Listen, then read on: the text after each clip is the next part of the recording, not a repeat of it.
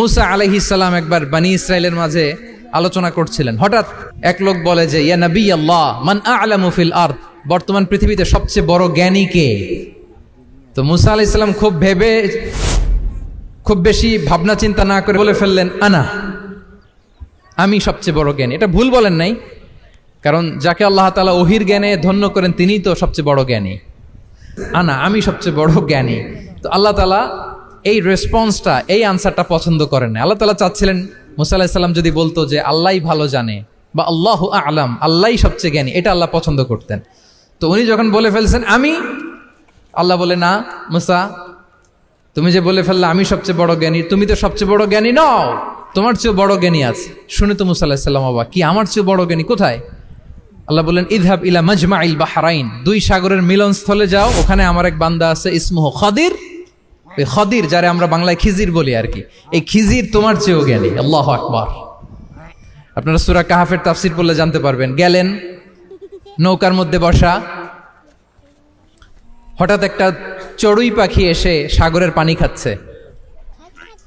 অনেক, to make the long story short, বড় স্টোরিকে আমি ছোট করে বলছি। দুইজন নৌকায় বসা, একটা চড়ুই পাখি এসে সাগরের পানি খায়। তো খিজির আলাইহিস সালাম বললেন মুসা, চড়ুই পাখিটা দেখতে পাচ্ছ? মুসা আলাইহিস সালাম বললেন হ্যাঁ দেখতে পাচ্ছি। চড়ুই পাখি যে পানি খেলো এইমাত্র, এটা দেখেছো? হ্যাঁ দেখেছি। পানি খাওয়ার কারণে চড়ুই পাখির চঞ্চুতে মানে ঠোঁটে যে একটু সাগরের ছিটে ফোটা পানি লেগেছে, দেখেছো? মুসা আলাইহিস সালাম বললেন হ্যাঁ দেখেছি। তো খিজির আলাইহিস সালাম বললেন এই যে সাগর থেকে, মহাসাগর থেকে পানি খাওয়ার কারণে চড়ুই পাখির ঠোঁটে সামান্য সাগরের ছিটে ফোটা পানি যতটুকু ঠোঁটে লেগে আছে, এটা হচ্ছে তোমার, আমার আর মহাবিশ্বে আমরা যারা আছি সবার জ্ঞান। আর এই পড়ে থাকা মহাসাগরের পানি হচ্ছে আল্লাহর জ্ঞান। চড়ুই পাখির ঠোঁটে লাগা পানি তোমার, আমার আর পৃথিবীর সবার, আমাদের যে জ্ঞান আল্লাহ দিয়েছেন এটা। আর মহাসাগরের পানিগুলো কার জ্ঞান? ওয়ামা উতিতুম মিনাল ইলমি ইল্লা কালিলা।